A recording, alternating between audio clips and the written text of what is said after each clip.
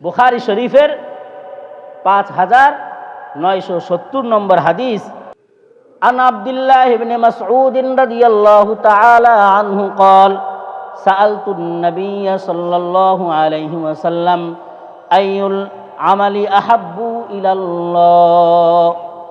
নবীজির প্রিয় একজন সাহাবী হযরত আব্দুল্লাহ ইবনে মাসউদ রাদিয়াল্লাহু তাআলা আনহু, আব্দুল্লাহ ইবনে মাসউদ রাদিয়াল্লাহু তাআলা আনহু নিজে বলেন, আমি নবী আরবি সাল্লাল্লাহু আলাইহি ওয়াসাল্লামকে জিজ্ঞেস করলাম, ইয়া রাসূলুল্লাহ, ইয়া হাবিবাল্লাহ, আইয়ুল আমালি আহাব্বু ইলাল্লাহ, আল্লাহর কাছে কোন আমল সব থেকে বেশি প্রিয়? আল্লাহ কোন আমলটি বেশি পছন্দ করেন? আল্লাহ এমন কোন আমল আছে যেই আমলটা আল্লাহর কাছে খুবই পছন্দনীয়? নবী আরবি সাল্লাল্লাহু আলাইহি ওয়াসাল্লাম আব্দুল্লাহ ইবনে মাসউদকে উত্তর করেন, ও আব্দুল্লাহ ইবনে মাসউদ, সব থেকে আল্লাহর কাছে প্রিয় আমল হলো as-salatu ala waqtiha, নির্ধারিত সময়ে নামাজ আদায় করা। বলেন সুবহানাল্লাহ। আল্লাহ তাআলা বলেন, ইন্নাস সালাতা কানাত আলাল মুমিনিনা কিতাবাম মাওকুতা।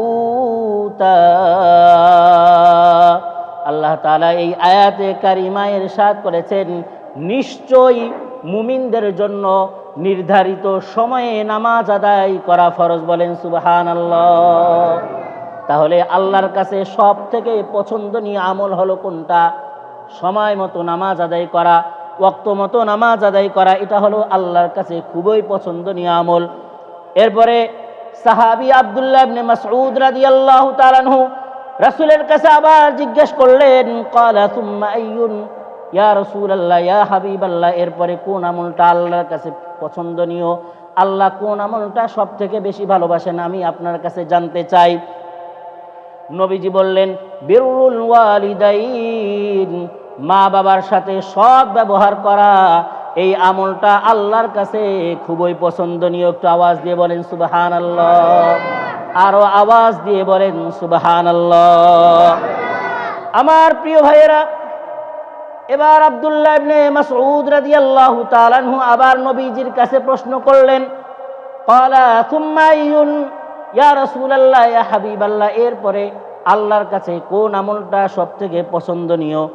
নবীজি সাল্লাল্লাহু আলাইহি ওয়াসাল্লাম আবার উত্তর করেন, ও আব্দুল্লাহ ইবনে মাসউদ, শুনে নাও, এরপরে আল্লাহর কাছে পছন্দনীয় আমল হলো আল জিহাদু ফি সাবিলিল্লাহ,